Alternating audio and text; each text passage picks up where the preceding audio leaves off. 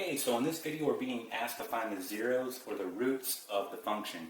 So just remember the zeros or the roots are where it's crossing the x-axis. Okay? So notice that we're given x to the fourth plus 4. They want us to find the zeros here. Now your first thought should be, can you factor it? Because that would be the easiest way to find the zeros. But unfortunately, in this example, we cannot factor it. Okay? So maybe we can use the rational root theorem here. And again, we've talked about this in the past. But if you take a look, right off the bat, I know I can't use the rational root theorem. All right? And that's because of the following reason. We know the parent function of this is going to be x to the fourth. Okay, so what I'm going to do is just go ahead and draw a quick graph just by hand. It's not going to be perfect. Okay? But here's our parent function, x to the fourth. Right, so we'll have something that looks like this. Okay, so this is x to the fourth. And then what we actually have is x to the fourth plus 4. This is a vertical shift up 4. So here's our parent function. We're simply shifting this up 4. Again, this goes back to our transformations. So we're going to go up 4. So 1, 2, 3, 4. Okay, and now we have something that looks like this. Okay, so this is going to be x to the fourth plus 4. Okay, now notice here, this is not crossing the x-axis, meaning the zeros of this function are not going to be rational. In fact, they're going to be complex roots. Okay, so we cannot use the rational root theorem here. Okay, so that's out of the question. What else did we do?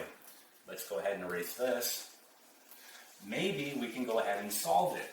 Right, maybe that's a possibility. So if we take our function here, we have x to the fourth plus 4, set it equal to 0, and try to solve it, that may be an option. So I'm going to subtract 4. So x to the fourth equal to negative 4. And then to get rid of this exponent here of the fourth power, we're going to take root 4 on both sides. Right, so we get x equals, and then root 4 of negative 4. And here lies our issue. We have the fourth root of a negative, right? And we can't do that. All right, so what do we do here? Well, this is where we need to get creative. All right, so let's talk about how we're going to do this.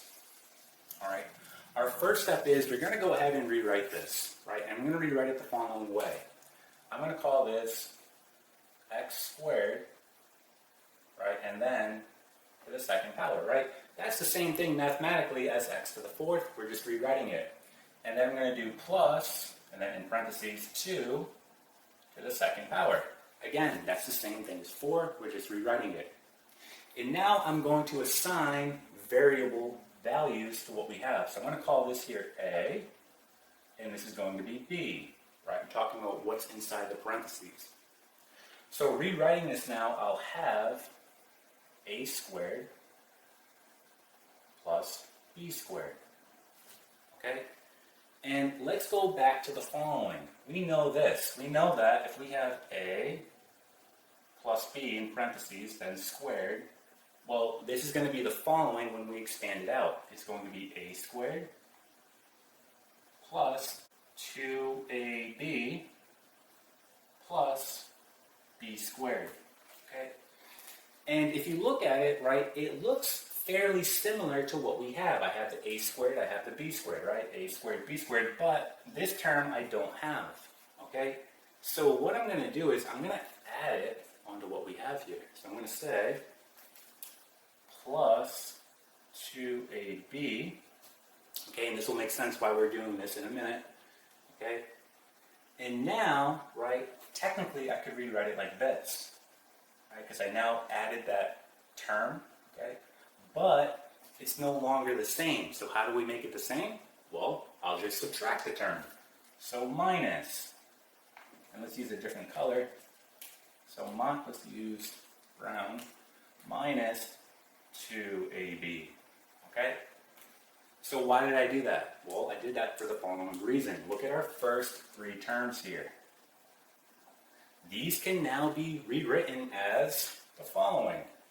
Right, so it's now going to be, in parentheses, a plus b squared, and then the just going to go ahead and put that on the end here, minus 2ab. Okay?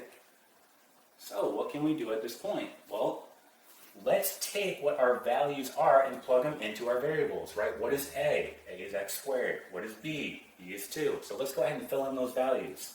So we're going to have here x squared plus 2. This will all be squared minus, then we have 2a, again, is x squared, and b is 2. Okay? And just going ahead and simplifying this down, we're now going to have the following. We have x squared plus 2. This will all be squared. And then just simplifying this part down, we're going to have minus 4x squared. Okay? So at this point, what we can do is, well, let's go ahead and set this equal to 0. So I'm going to set this equal to 0 and perhaps maybe simplify it down a bit further. So what I'm going to do is I'm going to add this negative 4x squared on both sides, right? So now I have x squared plus 2, that'll be squared. I'm going to add this on both sides, so equal to 4x squared. Okay? Well, what can we do next? Well, let's try to get rid of these exponents here on the outside. How can we do that? Well, we can take the square root on both sides, right? So I'm going to take the square root here on both sides. Okay, and what we get is the following. We're going to get x squared plus 2 equal to, so what this is going to be is plus or minus 2x. Plus or minus 2x. Again, the square root of 4 is going to be plus or minus 2. The square root of x squared is just x, all right? So plus or minus 2x. Now we have something we can work with, right? Because look what I can do. I simply have a quadratic now. And you're going to have two quadratics, because look at this plus or minus, okay? So what we're going to do is rewrite this. We're going to set it equal to 0. So if I have plus 2x, I'm going to minus it over, right? So I'll have x squared minus 2x plus 2 equal to 0. And then let's do the minus 2x, so I'll add it over. I'll get x squared plus 2x plus 2 equal to 0. I now have two quadratics that maybe I can try to factor. All right, but if you look at it, we can't factor these, so we'll have to use the quadratic formula. And then we'll be done. We'll be able to find the zeros of this function. Okay? So let's go ahead and move on to the next step of using the quadratic formula. So what I'm going to do, I have to erase the board so we have room. So I'm just going to erase this. I'll leave the original function, and I'll leave our two quadratics below. Okay, so let's just erase all of this. And then again, if you forgot, the quadratic formula is the following. We have negative b plus or minus the square root of b squared minus 4 times a times c all over 2 times a. Okay, so let's go ahead and work on our first quadratic here. So what is b? Again, this is going back to ax squared plus bx plus c. So b is negative 2. When we plug it in, it becomes positive 2. So we get 2 plus or minus the square root of b squared. In this case, negative 2 squared is going to be 4. Minus 4 times a, which is going to be 1, times c, which is positive 2, all over 2 times a, so that's 2 times 1, 2. Let's go ahead and simplify what we have underneath the square root. So we get 2 plus or minus the square root of, this is going to be 4 minus 8, all over 2. So we get 2 plus or minus the square root of, this is negative 4, all over 2. Okay, so this right here is going to be 2i, right? So 2 plus or minus 2i all over 2. Simplifying it down one more time, we're going to get 1 plus or minus, we can say I or 1i, right? So we'll just say 1 plus or minus I. Okay? We just got two roots, or two zeros, and they're listed right here. So what we can do, let's go ahead and start creating the list. So here are two roots. We get x equals 1 plus I, and we get x equals 1 minus I. Okay? We now have to do the same process on our second quadratic here, and then we'll be done. All right, so let's go ahead and do that. So I'm going to erase this again, and then just repeat the process on our second quadratic.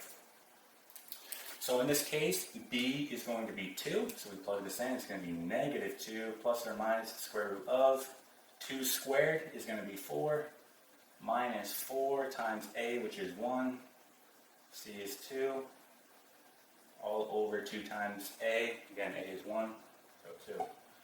So we get negative 2 plus or minus the square root of, this is 4, minus 8, so again something very similar to what we just had, all over 2, negative 2 plus or minus the square root of negative 4, all over 2. Again, we're almost done.